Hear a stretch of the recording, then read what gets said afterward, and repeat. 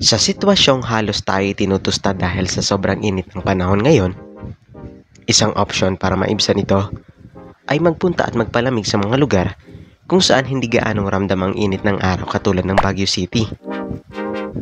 Pero maliban ito, alam nyo ba na pwede rin maging opsyon ng Sagada?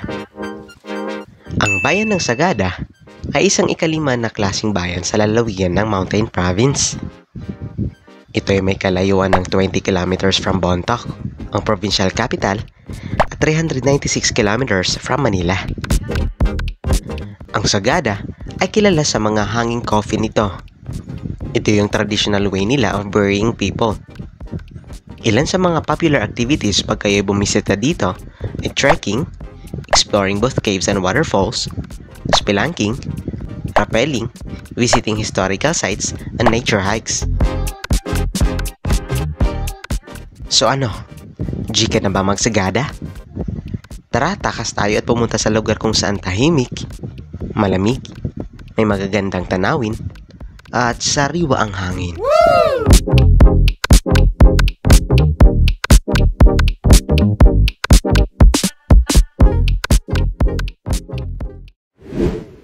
So, first up ay ang Northern Blossom sa Atok Benguet.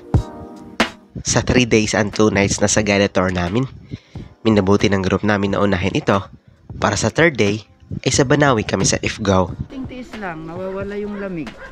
Nagbayad lang kami ng 250 pesos para sa registration fee at 50 pesos environmental fee. 6 AM pa lang ito at grabe, sobrang lamig that time. May jacket na akong suot niyan pero tumatagos pa din talaga. So, after a short briefing, pumasok na kami sa loob. Kanya-kanyang diskarte na dito paano ka kukuha ng pictures at videos, especially as a solo traveler. Big challenge ito sa akin. First time ko actually magpunta ng Sagada at first time ko din mag-solo joiner.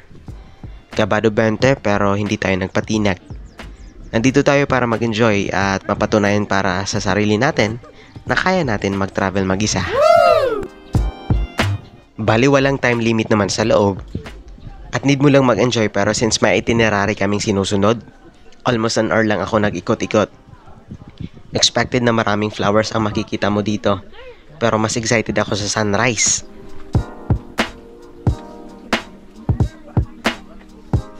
Since nagpakita na si Haring Araw, nabawasan nito ang lamig kaya mas na-enjoy ko ang pamamasyal. Heto titur ko kayo sa loob nito.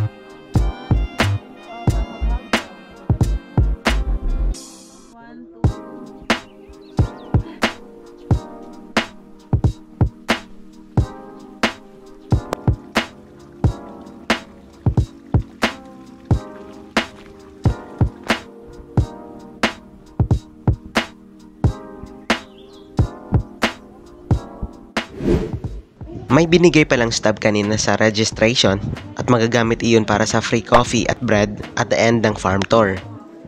Pero sa case ko na hindi coffee lover, nanghingi lang ako ng maligamgam na tubig at tinapay.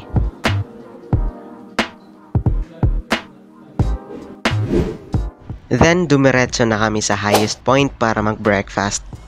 Past 8 AM na ito, pero ang kinain ko na lang dito ay yung burger na tinake-out ko sa McDo sa QC.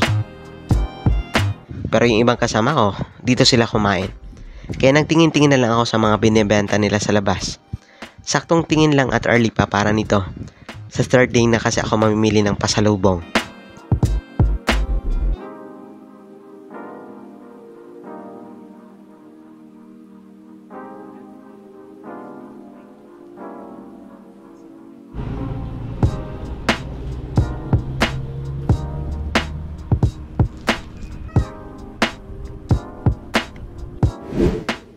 Biyahe na ulit at sasagada na ang hinto nito. Grabe ang daan, mostly curve at malapit sa bangin. Kaya sa mga mahihiluhin sa biyahe, much better kung mag-take kayo ng Bonamine at mag-ready ng supot pambalot. Buti na lang at medyo sanay na ako sa ganto.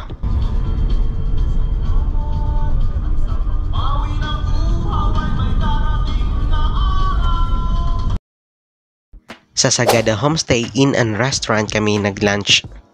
Bicol Express ang in-order ko dito kasi gusto kong makakain ng madaming rice. Gutom sa biyahe eh. Naka 2 cups of black rice lang pala.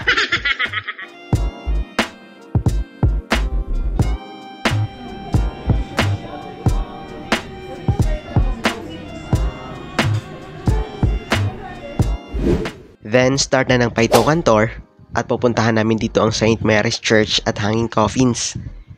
2 PM na kami nito nag-start after ng konting pahinga sa accommodation namin. Tamang-tama rin na mauna ang simbahan para makahingi muna ng guidance sa taas at maging smooth at safe ang buong tour. Ang St. Mary the Virgin Church ay pinatayo noong 1904 by American missionaries under the auspices of the Episcopal Church in the United States sa pangunguna ni Reverend Father John Staunton noong binuksan ang Pilipinas to American Protestant missions after the country was ceded to the United States from Spain noong 1898. Kapag pumasok kayo, mapapansin nyo agad ang generous amount of wood na ginamit sa interior construction, particularly the ceiling. Hindi purely made of stone ang simbahan. Dahil na rin sa renovations over the years, kaya may mga modern touches na makikita tayo. Make sure you won't miss this when you visit Sagada. Dadaanan nyo rin to if mag-Eco Valley kayo. Yan yung original kasi during World War, napasabog po siya ng Americans. Ang alam nila, yan po yung hideout ng mga Japanese. So, syempre, alam naman natin, magkalaban yung dalawang lahi. Pero nung nagkamali sila, itong mga American missionaries, sila rin yung tumulong sa locals. Ang Sagada na ipa-rebuild tong church, yung school. Wala tayong CR sa taas. Maliban na lang po kung nature lover kayo. Kulang din, takpan yung mukha. Then we headed to Sagada Cemetery. Dadaanan ito before nyo marating ang Hanging Coffins. So may access fee po pala na 10 pesos na babayaran, pero kasama na yun sa tour package na in-avail ko. Okay, so kung napapansin nyo, meron pong open space dito. Tsaka kung nakikita nyo rin, merong riverend. Riverend, ibig sabihin pari po yan. Sa kabila may open space, that's for reservation para sa asawa. Legal wife, ewan ko na lang po kung saan lalagay kapag kabit. Sa ibabaw. May asawang pare. Dito nga pala sa gilid, ayan po, may glass. Dati gusto niya doon sa Hanging Coffins para nakikita ng mga tao, and then nasisikatan yung kabaw niya. Pero mostly na linalagay doon mga pagans and animist. Hindi naman sa mga walang Diyos, pero yun nga, more on nature sila.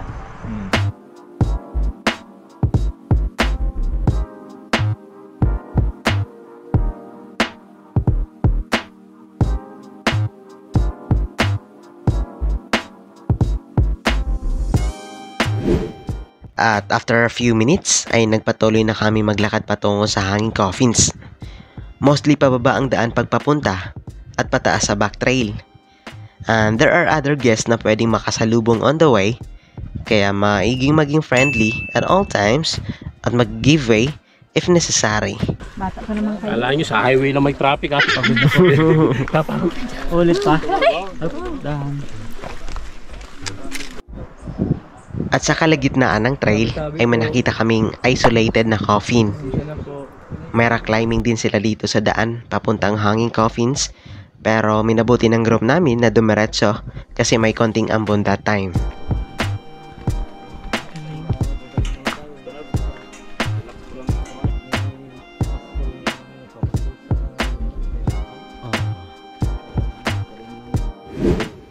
Tadaan! We're here! Ito yung hanging coffins. Isa ito sa mga dinadayang lugar sa Sagada. Alam niyo ba kung bakit isinasabit at hindi inililibing sa lupa ang ibang mga yumao na taga Sagada? Ito'y dahil sa lumang paniniwala ng mga katutubo na the higher the dead were placed, mas malaki ang chances ng kanilang spirits na makaabot to a higher nature in the afterlife. Okay, so by the way, welcome kayo sa Ikawalikang Coffins. Napansin nyo, merong short coffins, may long coffins. Okay, yung mga short coffins, hindi po yan mga babies or mga unano. Alam naman namin, mga short kami, pero hindi ganyan kaliit. Okay, yung mga yan, may paniniwala na kung anong itsura mong pumasok sa mundo, ganun din yung pagbalik mo. Kaya nung nasa mother's womb tayo, di ba, nakabaluktot. Ganun din yung pagbabalik nila. Okay, yung mahaba na yan, sabi ko kanina, mga pagans and animists. Okay, kung may cross, simbolo yan ng Christianity. Ibig sabihin, nabutan sila pero gusto pa rin nila dito. Kasi, na-meet po nila yung requirements. May requirements kung sino yung pwede rito. Kapansin-pansin na mahirap abutin ang mga coffins at may harang na kahoy silang nilagay kung hanggang saan lang pwede ang mga turista. Dagdag kaalaman. Most people na inilagay sa hanging coffins are the most prominent members ng Amama, ang council ng mga lalaking elders in the traditional Dapay, ang communal men's dormitory and civic center of the village. So, we decided na bumalik na at medyo kumukulimlim at ayaw naming maulanan. Joke lang. May pupuntahan pa kaming cave para mag-spelunking as part of the itinerary.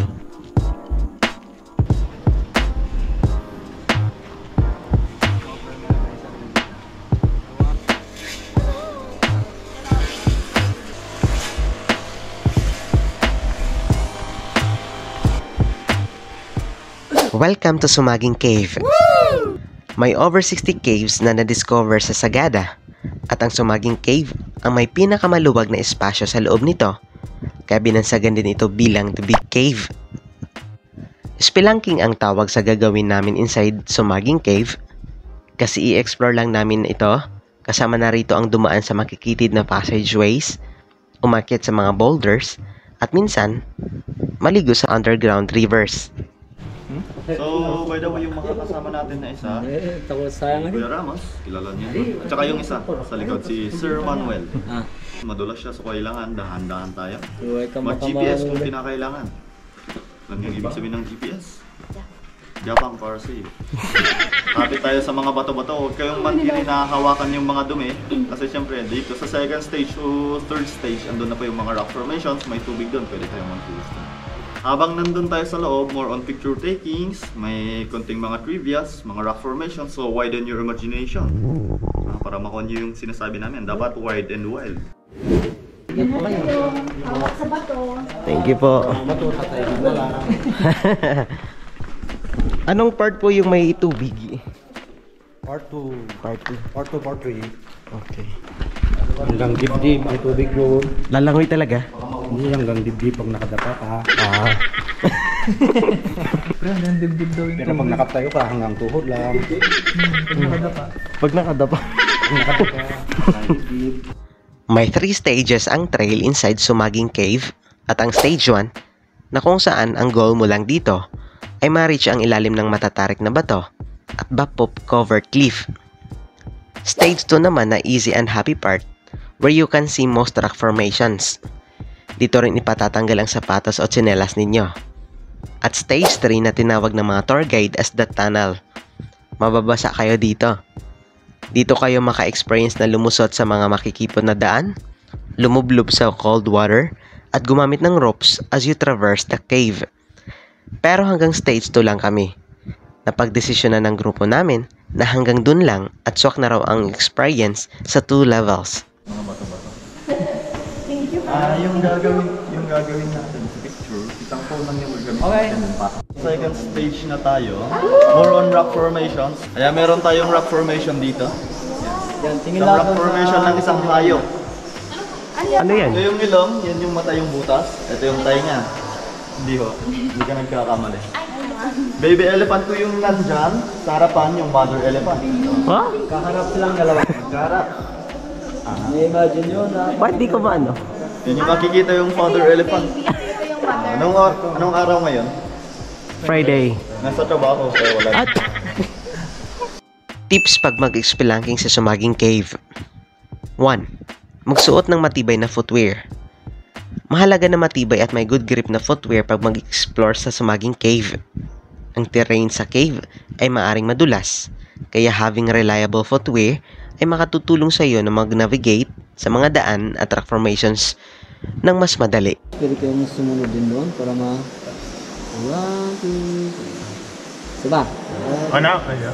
Sige, pwede ron. Okay na. Ang ngiti niya. Okay. 1, 2, 3. Hawakan. Dito naman. 2. Magdala ng flashlight. Ang cave ay madilim at having a source of light ay nakatutulong para mas ma-appreciate mo ang magnificent rock formations and other natural wonders. Pero sa case namin, ang tour guides namin ay nag-provide ng 2 big flashlights na kayang i-cater ang buong grupo namin. Sa unahan at sa huli sila nakapwesto. Okay, so alam naman natin kahit T-Rex, dalawa yung paan. Ito yung 10 queen. Hindi nyo makikita yung isa. Dami yung jacket. Pila yung dinosaur. Dahil isa yung nandito. 3. Wear light clothes. May mga parts sa cave kung saan pwede kang mabasa. It is advisable to wear light clothes na pwedeng mabasa at madumihan without causing discomfort.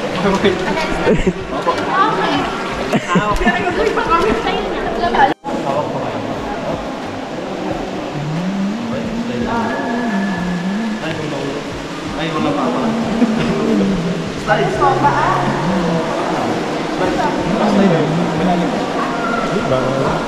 4. Consider a waterproof camera.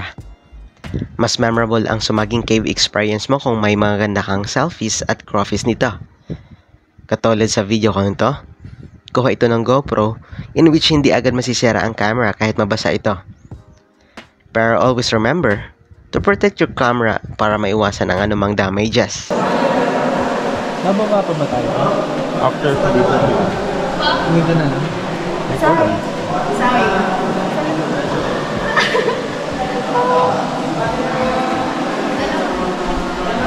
Five, magkaroon ng body system. Spelunking in a group is not only more enjoyable, but also safer. Ang pananatiling magkasama at pagtulong sa isa't isa ay nagsisiguro na ang lahat ay ligtas at accounted for throughout the adventure.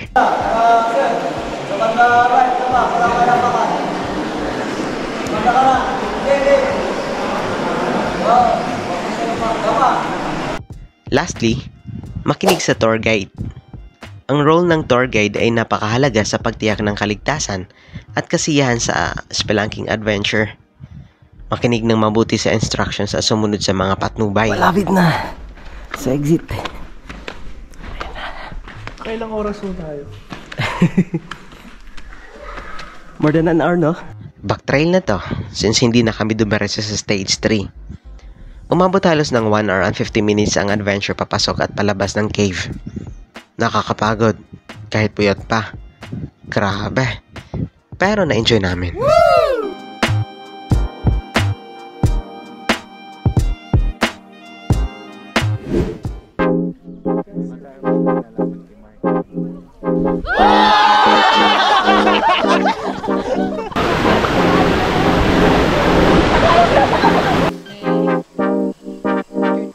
In the middle, push it down.